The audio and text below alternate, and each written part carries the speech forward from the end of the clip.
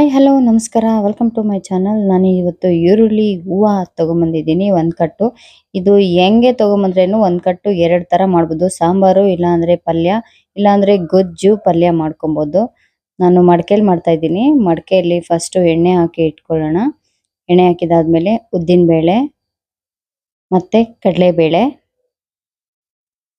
ಮತ್ತೆ ಮೆಂತೆ ಕಾಳು ಮೆಂತೆ ಹಾಕೊಂತ ಇದ್ದೀನಿ ಮತ್ತೆ ಜೀರಿಗೆ.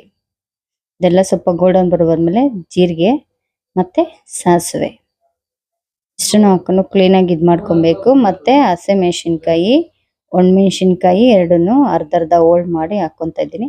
ಮತ್ತೆ ಈರುಳ್ಳಿ ಕಟ್ ಮಾಡಿ ಇಟ್ಕೊಂಡಿದ್ದೀನಿ ಅಂತ ಹೇಳಿದ್ನಲ್ವಾ, ಅದನ್ನ ಪಲ್ಯ ಮಾಡ್ಕೊತ ಇದ್ದೀನಿ. ನೋಡಿ ಈ ತರ ಸಪರೇಟ್ ಮಾಡಿರೋಂಥ ಈರುಳ್ಳಿನೆಲ್ಲ ಪಲ್ಯ.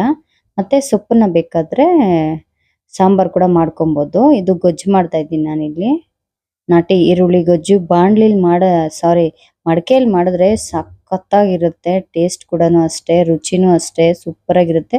ಮತ್ತೆ ಹೆಲ್ದಿ ಕೂಡ. ಮತ್ತೆ ಇದಕ್ಕೆ ಒಂದು ಸ್ವಲ್ಪ ಎಣ್ಣೆನಲ್ಲಿ ಬಾಡಿಸ್ಕೊಂಡಿದ್ದಾದ್ಮೇಲೆ ಉಪ್ಪು ಮತ್ತೆ ಖಾರದ ಪೌಡರ್ ಎರಡನ್ನೂ ಹಾಕಿ ಕ್ಲೀನಾಗಿ ಮಿಕ್ಸ್ ಮಾಡ್ಕೊಬೇಕು. ಮಿಕ್ಸ್ ಮಾಡಿ ಒಂದೆರಡು ನಿಮಿಷ ಬಿಡಬೇಕು.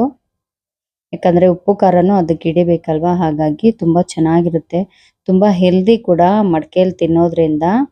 ಅವಾಗೆಲ್ಲಾನು ಮಡಕೆಲೆ ತಿಂತಾ ಇದ್ರು. ಮತ್ತೆ ಒಂದು ದಪ್ಪ ಈರುಳ್ಳಿ, ದೊಡ್ಡ ಈರುಳ್ಳಿ ಮಿಕ್ಸಿಗೆ ಹಾಕೊಂಡಿದ್ದೀನಿ ನುಣ್ಣಗೆ.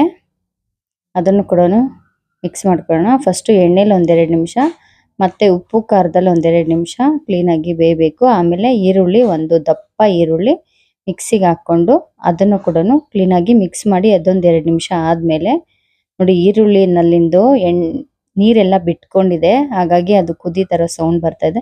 ಮತ್ತೆ ಒಂದು ಟೊಮೆಟೊನ ಅಷ್ಟೇ ನಾನು ಇಲ್ಲಿ ಮಿಕ್ಸಿಗೆ ಹಾಕೊಂಡಿದ್ದೀನಿ. ಅದನ್ನು ಕೂಡ ಹಾಕೊಂಡು ಒಂದೆರಡು ನಿಮಿಷ ಅದನ್ನು ಬಿಡೋಣ. ಎಲ್ಲಾದ್ರ ಜೊತೆನೂ ಒಂದೆರಡು ನಿಮಿಷ ಬಿಟ್ರೆ ತುಂಬಾ ಚೆನ್ನಾಗಿರುತ್ತೆ. ಟೇಸ್ಟ್ ಕೂಡ ಸೂಪರ್ ಆಗಿರುತ್ತೆ. ಇವಾಗ ಮುಚ್ಚಿಬಿಡೋಣ ಪ್ಲೇಟ್ನ. ಒಂದೆರಡು ನಿಮಿಷ ಬೇಯಲಿ ಎಲ್ಲನೂ. ನೋಡಿ ಟೊಮೆಟೊಲಿ ನೀರು ಮತ್ತೆ ಈರುಳ್ಳಿಯಲ್ಲಿ ನೀರೆಲ್ಲನೂ ಬೇರೆ ಆಗಿದೆ. ಇವಾಗ ಸ್ವಲ್ಪ ಸಾಂಬಾರ್ ಪೌಡರ್ ಹಾಕೊಳ್ಳೋಣ. ಕ್ಲೀನಾಗಿ ಮಿಕ್ಸ್ ಮಾಡ್ಕೊಂಡು ಸಾಂಬಾರ್ ಪೌಡರ್ ಹಾಕೊಂಡು ಆಲ್ಮೋಸ್ಟ್ ಮುಗಿತಾ ಬರ್ತಾ ಇದೆ. ಸ್ಮೆಲ್ ಕೂಡ ಸಖತ್ತಾಗಿದೆ. ಟೇಸ್ಟ್ ಅಂತೂ ಮಾಡಲೇಬೇಕು. ಆದರೆ ಮಡಕೆ ಒಂದೆರಡು ತಂದು ಇಟ್ಕೊಳ್ಳಿ ನಿಮ್ಮ ಮನೇಲಿ. ಈ ಥರ ಏನಾದರೂ ಮಾಡ್ಕೊಂಡಾಗ ಕೆಲವೊಂದು ಐಟಮ್ಸ್ ಅದರಲ್ಲಿ ಮಾಡ್ಕೊಳ್ಳಿ, ತುಂಬ ಟೇಸ್ಟಿಯಾಗಿರುತ್ತೆ. ಮತ್ತು ಆರೋಗ್ಯಕ್ಕೂ ಒಳ್ಳೇದಲ್ವಾ. ಮತ್ತು ನಾನಿಲ್ಲಿ ಕೊತ್ತಂಬರಿ ಸೊಪ್ಪು ಬದಲು ಈರುಳ್ಳಿ ಸೊಪ್ಪನ್ನೇ ಹಾಕ್ಕೊತಾ ಇದ್ದೀನಿ. ಉಳ್ಳಿ ಹೂವು ಅಂತಾರೆ ಕೆಲವೊಂದು ಕಡೆ ಎಲ್ಲನೂ, ಹಳ್ಳಿ ಸೈಡ್ ಎಲ್ಲನೂ. ನಮ್ಮ ಕಡೆ ಎಲ್ಲಾನು ಉಳ್ಳಿ ಹೂವು ಅಂತಾನೆ ಅನ್ನೋದು ಇದನ್ನ. ಕೆಲವೊಬ್ರು ನಾಟಿ ಈರುಳ್ಳಿ ಅಂತಾರೆ. ಬೇರೆ ಬೇರೆ ಒಂದೊಂದು ಕಡೆ ಒಂದೊಂದು ತರ ಕರೀತಾರೆ. ಅದನ್ನು ಹಾಕೊಳ್ಳಿ. ನಾನು ಕೊತ್ತಂಬರಿ ಸೊಪ್ಪು ಹಾಕೊಂಡಿಲ್ಲ ಇಲ್ಲಿ, ಬೇಕಂತಾನೆ ಹಾಕೊಂಡಿಲ್ಲ. ಇದನ್ನೇ ಹಾಕೊಂತ ಇದ್ದೀನಿ. ಇದನ್ನೇ ಹಾಕೊಂಡು ನೋಡಿ ಟೇಸ್ಟ್ ಅದ್ರದ್ದು ಸ್ಮೆಲ್ಲು ಎಲ್ಲನೂ ಚೆನ್ನಾಗಿ ಬರುತ್ತೆ. ಲಾಸ್ಟಲ್ಲಿ ಹಾಕೊಬೇಕು. ಫಸ್ಟೇ ಹಾಕೊಂಡ್ಬಿಟ್ರೆ ಅದೇನಾಗುತ್ತಂತೆ ಬೇಗನೆ ಬೆಂದ್ಬಿಡುತ್ತೆ. ಇವಾಗ ನೋಡಿ ಹುಣಸೆ ಹಣ್ಣು ಹಾಕೊಂತ ಇದ್ದೀನಿ. ಹುಣಸೆ ಹಣ್ಣಿನ ರಸ ಹಾಕೊಂಡು ಅದೊಂದೆರಡು ನಿಮಿಷ ಬೇಯಬೇಕು. ಲಾಸ್ಟಲ್ಲಿ ಹಾಕೊಬೇಕು ಹುಣಸೆ ಹಣ್ಣಿನ ರಸ, ಚೆನ್ನಾಗಿರುತ್ತೆ. ಹುಣಸೆ ಹಣ್ಣು ರಸ ಹಾಕೊಂಡು ಒಂದು 2-3 ನಿಮಿಷ ಕುದಿಸ್ಬೇಕು. ಅದಾದ್ಮೇಲೆ ಲಾಸ್ಟಲ್ಲಿ ಇಂಗು ಹಾಕ್ತಾ ಇದ್ದೀನಿ ನಾನಿಲ್ಲಿ. ಇಂಗು ಬರೀ ಒಂದೇ ಒಂದು ಚಿಟಿಕೆ ಹಾಕೊಬೇಕಷ್ಟೇ ಲಾಸ್ಟ್.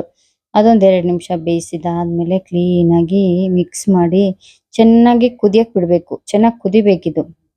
ಲೋ ಫ್ಲೇಮಲ್ಲಿ ಒಂದೆರಡು ನಿಮಿಷ ಎಲ್ಲನೂ ಹಾಕೊಬೇಕು. ಮತ್ತೆ ಚೆನ್ನಾಗಿ ಕುದಿಸ್ಬಿಟ್ಟು ತಟ್ಟೆಗೆ ಸರ್ವ್ ಮಾಡ್ಕೊಂಡು ಚಪಾತಿ ರೈಸ್ ಜೊತೆ ತಿಂತಾ ಇದ್ರೆ ಸಖತ್ತಾಗಿರುತ್ತೆ.